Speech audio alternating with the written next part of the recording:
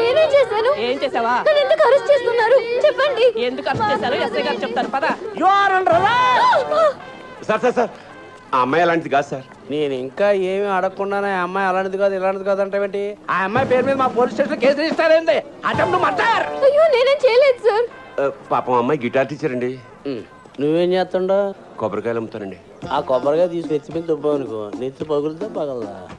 పగులుతుంది బాబు. ఇంకో కొబ్బరికాయ వేసావనుకో మనిషి ఉంటాడా పోతాడా? పోతాడండి. అంటే నువ్వు ఒక హత్య చేయగలవు. మేము ఎంక్వైరీకి వచ్చామనుకో అప్పుడు మీరు ఏమంటారు? పాపండి కొబ్బరికాయలు అమ్ముకుని ఉండండి వదిలేస్తారంటారు. అవునా? అవును బాబు.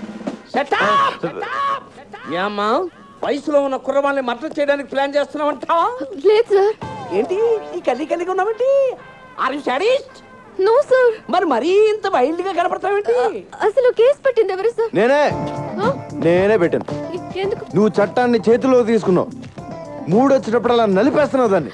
లేదు అది నా ప్లాన్ కాదు. మరి ఎవరు ప్లాన్ చేశారు?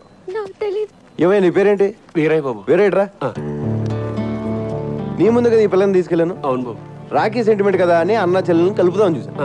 ఇలా కలిపడం లేదో మాట ప్లాన్ చేస్తారు. మా అక్కడ ఏం చేస్తే ఊరుకో. ఎందుకు ఊరుకోరు?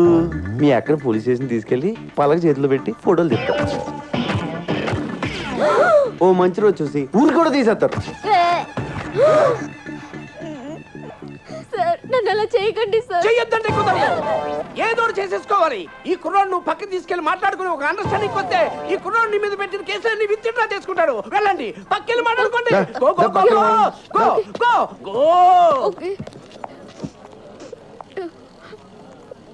చెప్పండి ఏం చేయమంటారు? నా గిటార్ నేర్పాలి.